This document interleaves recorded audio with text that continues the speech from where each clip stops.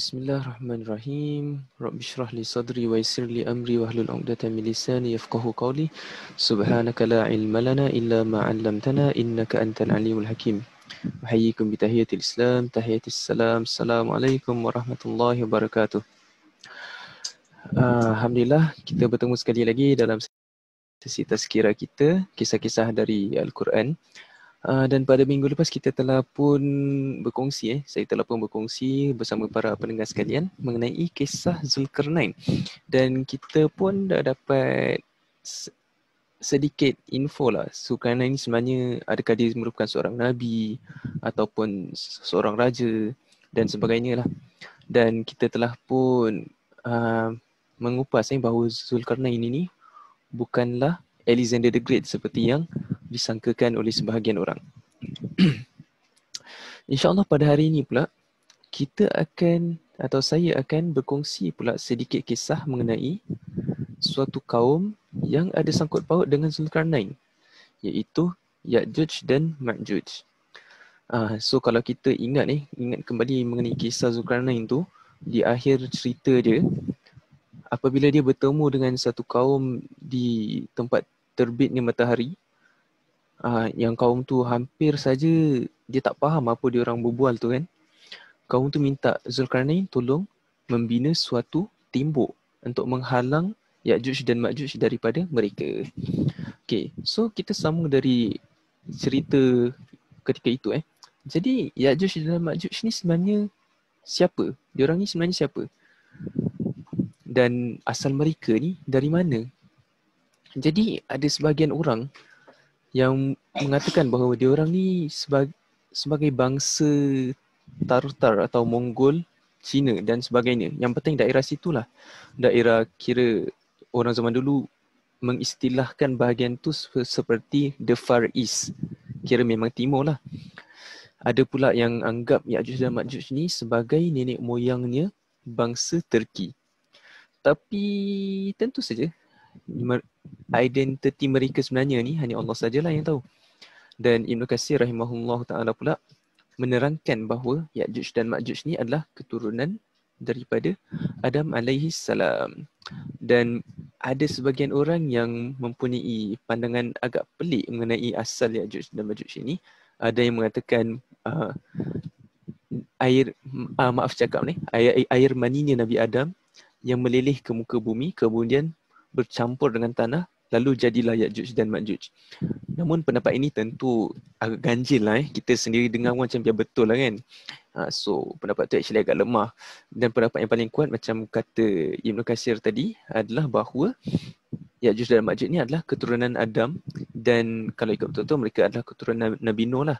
Sebab kalau kita ingat Nabi Nuh, ketika zaman Nabi Nuh tu kan, semua selain Nabi Nuh dan anak-anak dia hancur kan, dimusnahkan. So definitely keturunan Nabi Nuh. Dan bila kita tengok balik kisah yang Zulkarnain bina tembok yang menghalang Ya'juj dan Ma'juj tu, kita dapati tembok yang dibina tu dia daripada besi. Daripada besi yang dia bina tinggi sangat sampai dia boleh jadi setinggi 2 gunung yang separatekan antara Ya'juj dan Ma'juj dengan kaum yang Zulkarnain jumpa tadi. Okay. Dan memang walaupun mereka ni merupakan jenis manusia, Ya'juj dan Ma'juj ni memang diorang manusia, tapi tentu diorang pun mempunyai ciri-ciri khas yang orang lain boleh spot lah. So dalam satu hadis Nabi Muhammad SAW disebutkan Ya'juj dan Ma'juj ni diorang memiliki muka yang lebar, habis mata yang kecil, sepet. So macam Cina sikit lah kan. Tapi once again wallahu alam, memang Cina ke tak. Dan diorang ada warna putih di atas rambut mereka. Dan dalam hadis lain riwayat Imam Ahmad pula dikatakan bahawa bentuk wajah mereka tu dia macam perisai, macam shield. So mungkin maksud dia muka diorang tu macam flat lah, flat face gitu kan. Mungkin hidung dia pendek ke, wallahu alam, kita tak tahulah macam mana sebenarnya. Dan mereka pun hampir saja tidak memiliki kemampuan untuk memahami bahasa atau perkataan yang dituturkan oleh manusia yang lainnya. Dan sebagaimana yang dijanjikan Allah Subhanahu Wa Taala dalam surah Al-Anbiya, dalam surah Al-Anbiya ayat yang ke-96, Allah janjikan hatta iza futihat Ya'juj wa Ma'juj wa hum min kulli hadabin yansilun. Allah janjikan kepada kita bahawa satu hari nanti Ya'juj dan Ma'juj dia orang akan keluar daripada tembok yang menghalang mereka itu. Daripada tempat yang tinggi mereka akan turun. Okay, so di sini Allah dah janjikan kepada kita pada masanya nanti Ya'juj dan Ma'juj akan berhasil menghancurkan dinding atau tembok besi yang telah dibangun oleh Zulkarnain tadi. Jadi diorang akan turun dari gunung-gunung tu kan dengan cepat dan tergesa-gesa sebab diorang tak sabar nak menghancurkan manusia selain mereka. Dan Syekh bin Baz rahimahullah dalam kitabnya pula dia menuliskan bahawa Ya'juj dan Ma'juj akan muncul di akhir zaman, iaitu setelah keluarnya Dajjal dan turunnya Nabi Isa bin Maryam. Dan seingat saya, kalau kita mengkaji balik mengenai tanda-tanda hari kiamat, Ya'juj dan Ma'juj ni akan keluar setelah Nabi Isa membunuh Dajjal. Dan jumlah Ya'juj dan Ma'juj ni pula dia sangat besar sampai apabila mereka turun dari tempat mereka dihalang dulu, mereka akan kelihatan seolah-olah seperti air banjir yang mengalir sebab saking ramainya jumlah mereka. Dan dalam hadis yang lain yang diriwayatkan oleh Imam Bukhari, dia seolah-olah menunjukkan kepada kita bahawa jumlah manusia biasa yang lain kalau dibandingkan dengan Ya'juj dan Ma'juj, ratio dia kan adalah dalam 1 to 999. So it's 1:999. So untuk setiap satu manusia ada 999 Ya'juj, orang daripada Ya'juj dan Ma'juj. Itulah bandingan antara jumlah kita. Dan ada hadis pula yang diriwayatkan oleh An-Nuwas radhiyallahu an, ketika Allah Subhanahu Wa Taala mengeluarkan Ya'juj dan Ma'juj dari tempat sembunyinya mereka tu, mereka turun dengan cepat dari bukit-bukit yang tinggi. Selanjutnya golongan pertama mereka tu kan, bila melewati satu danau, dikisahkan bahawa danau itulah Danau Tabariyah, which is the Tiberias Lake if I remember. Dan kemudian bila just the first kira macam platoon let's say the first platoon dari Ya'juj dan Ma'juj ni lalu je, mereka je dapat habiskan air yang ada dalam danau tersebut.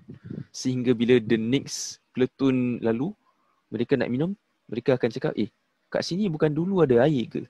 Tapi diorang tak sadar, member diorang yang kat depan tu yang dah habiskan air dari danau tu. And hadis ni sebenarnya adalah hadis sahih riwayat Imam Muslim. Dan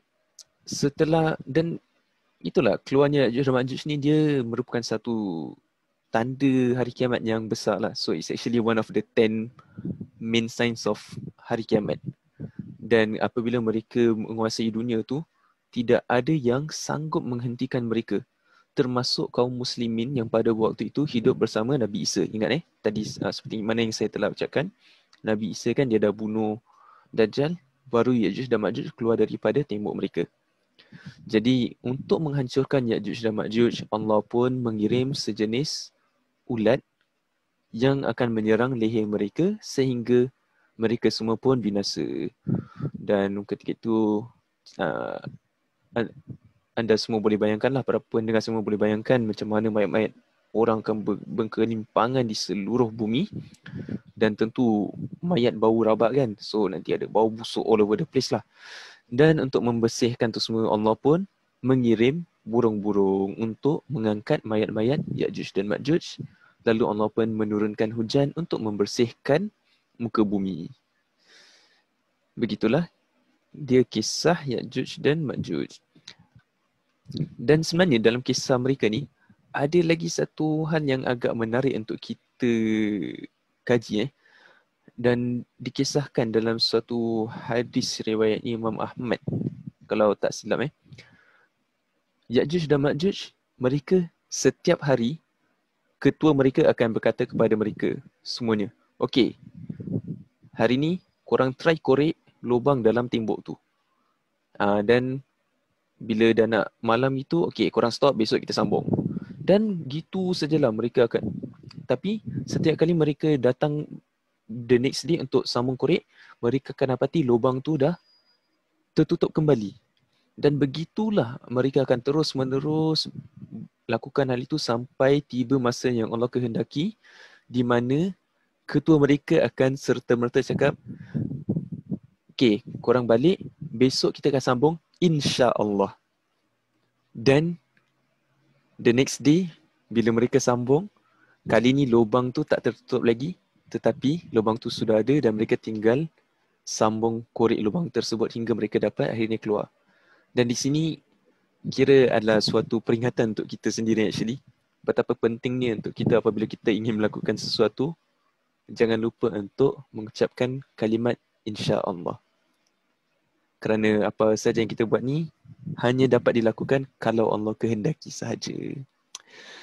Semoga bermanfaat untuk kita kisah Ya'juj dan Ma'juj ini. Apa-apa yang betul maka ia datangnya daripada Allah Subhanahu Wa Taala. Segala silap dan salah itu datang daripada diri saya sendiri dan daripada bisikan-bisikan syaitan. Aqulu qawli hadza wa astaghfirullahal azim li wa lakum wa atubu ilaihi alhaqu min rabbikum fala takunanna minal mumtarin.